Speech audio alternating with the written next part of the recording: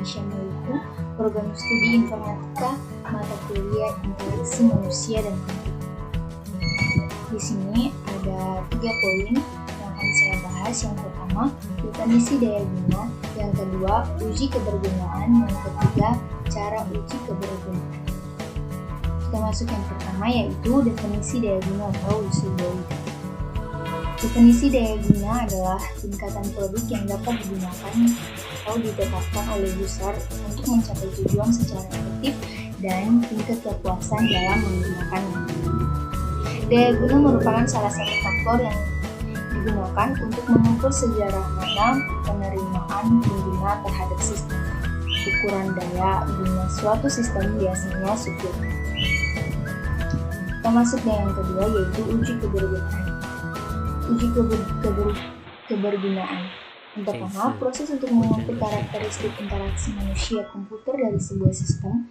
Untuk yang kedua, untuk mengidentifikasi kelemahan-kelemahan antarmuka sehingga perancang dapat memperbaikinya secara tepat. Yang ketiga, dapat dilakukan secara informal maupun menyeluruh. Yang keempat, dari yang berbiaya sangat murah sampai gaya mahal. Ada 3 jenis uji kebergunaan menurut Levy dan Conrad. Yang pertama, uji eksploratory. Yang kedua, threshold testing. Yang ketiga, uji perbandingan. Yang pertama, uji eksploratory. Bertujuan untuk menguji sebuah sistem dan mencari titik-titik di mana pengguna mengalami kebingungan, kesalahan, atau unit kerjanya melambat. Tujuan akhirnya adalah mendaftar persoalan yang perlu ditinjau lebih lanjut. Contohnya, pengguna secara jelas kesulitan di menu Z. Hanya separuh dari pengguna yang dapat menyelesaikan tugas Y. Tugas S memerlukan waktu yang lebih lama untuk diselesaikan. Yang kedua, threshold testing. Digunakan untuk mengukur kinerja sistem terhadap sejumlah sasaran yang ditentukan terlebih dahulu. Uji ini merupakan uji lolos atau gagal. Contoh, dengan sistem ini, pengguna dapat menyelesaikan pekerjaan X dalam waktu Y, melakukan rata-rata kesalahan sebanyak kali. Hal ini tidak sesuai dengan kriteria yang telah diterima. Biasanya uji ini menyertai metode. Yang ketiga, uji perbandingan. Bertujuan untuk mengukur karakteristik kebergunaan dari 2 pendekatan atau rancangan untuk menentukan rancangan yang lebih cocok bagi pengguna.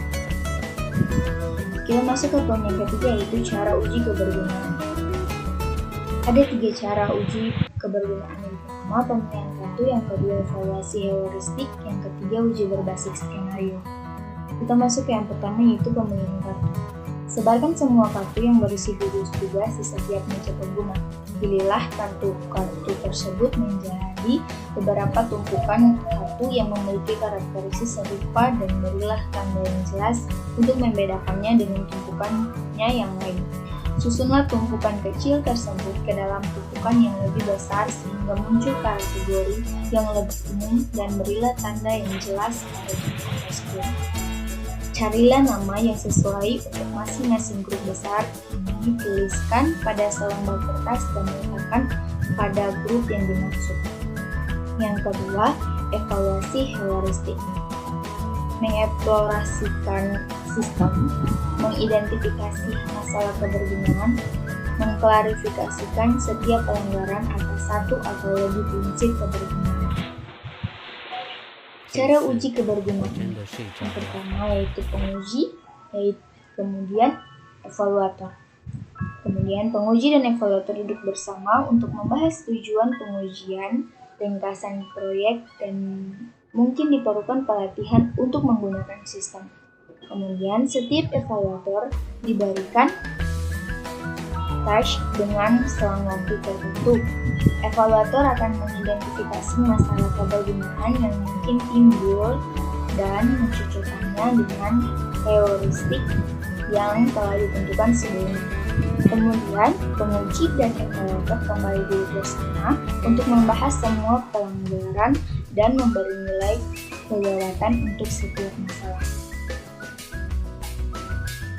Cara uji kebergunaan yang ketiga yaitu uji berbasis skenario, yaitu yang dimana ada pengguna Identifikasi, skenario, pengujian, tujuan, hasil pengujian. Pengguna ada dua, yaitu alumni dan perusahaan. Identifikasi dari alumni skenario yang pertama, yaitu skenario pengujian, proses pencarian lowongan kerja berdasarkan kriteria. Tujuannya mencari lowongan kerja yang terdapat dalam sistem website berdasarkan kriteria. Hasil pengujian berjalan dengan baik. Skenario yang kedua, proses pendaftaran lowongan. Kemudian tujuannya mendaftarkan CV pada perusahaan. Hasil pengujiannya berjalan dengan baik. Pada pengguna perusahaan, identifikasi skenario yang pertama, skenario pengujian, yaitu proses input dan edit data perusahaan. Tujuannya mengisi kolom input company information dan dapat melihat atau merubah hasil dari inputan. Hasil pengujian berjalan dengan baik. Identifikasi skenario yang keempat, skenario pengujiannya proses input dan edit data lowongan kerja.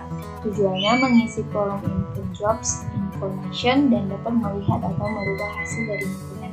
Hasil pengujian berjalan dengan baik.